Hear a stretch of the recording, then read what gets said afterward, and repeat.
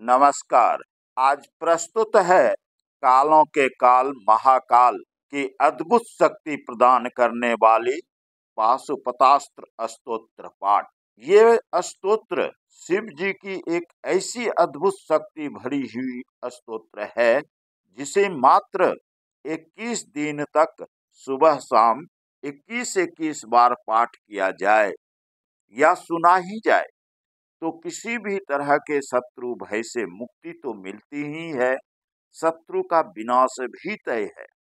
इसके साथ ही इसे सुनने मात्र से आपको शिव जी की अद्भुत शक्ति भी प्राप्त होती है, जो घर के सुख शांति में सहायक होता है। तो लें, इस स्तोत्र को सुने। ओम नमो भगवते महापाशुपतालाय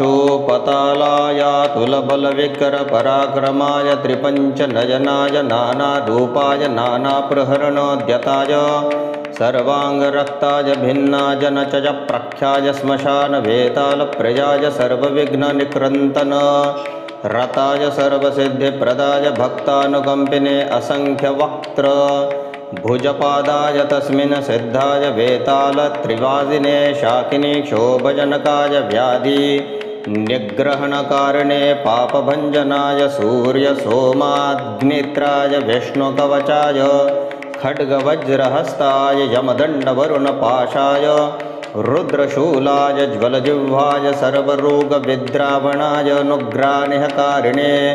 दुष्टनागक्षयकारिणे ओम कृष्णपिंगालय फट हुंकारस्त्राय फट वज्रहस्ताय फट शक्तये फट दंडाय फट यमाय फट खड्गाय फट नैरृते फट वरुणाय फट वज्राय फट पाशाय फट ध्वजाय फट अंकुशाय फट गदाय फट कुबेराय फट त्रिशूलाय फट मुद्गराय फट चक्राय फट पद्माय फट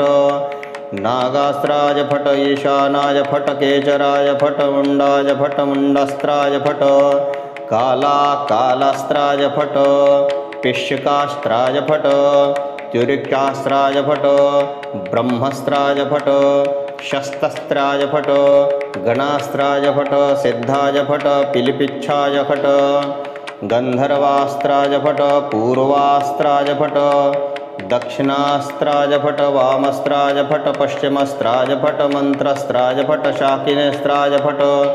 योगिनेस्त्राय फट दंडास्त्राय फट महादंडाय फट अमोन्रस्त्राय फट शिवास्त्राय फट ईशानस्त्राय फट पुरुषास्त्राय फट अघोरास्त्राय फट सजोजास्त्राय फट हृदयस्त्राय फट महास्त्राय फट गरुडास्त्राय फट राक्षसास्त्राय फट दानवस्त्राय फट क्षौम नारसिंहस्त्राय फट त्वष्ट्राक्षाय फट सर्वास्त्राय फट नमः फट वह फट पह फट फह फट मह फट श्री फट पे फट भू फट भुव फट स्वः फट महा फट जन फट तप फट सत्यम फट सर्वलोक फट सर्वपाताल फट सर्वतत्र फट सर्वप्राणफट सर्वनाडी फट सर्वकारण फट सर्वदेव फट ह्रीं फट श्रीं फट डूं फट श्रीं फट स्वां फट लां फट वैराग्य फट महास्त्राज फट कामस्त्राज फट क्षेत्रपास्त्राज फट हुंकरस्त्राज फट भास्करस्त्राज फट चंद्रास्त्राज फट विघ्नेश्वरास्त्राज फट गौगां फट स्त्रौं फट हौं फट भ्रामर फट संतापय फट छादय फट उन्मूलय फट त्रासय फट संजीवय फट विद्रावय फट सर्वदुरितं नाशाय फट ओम नमः शिवाय।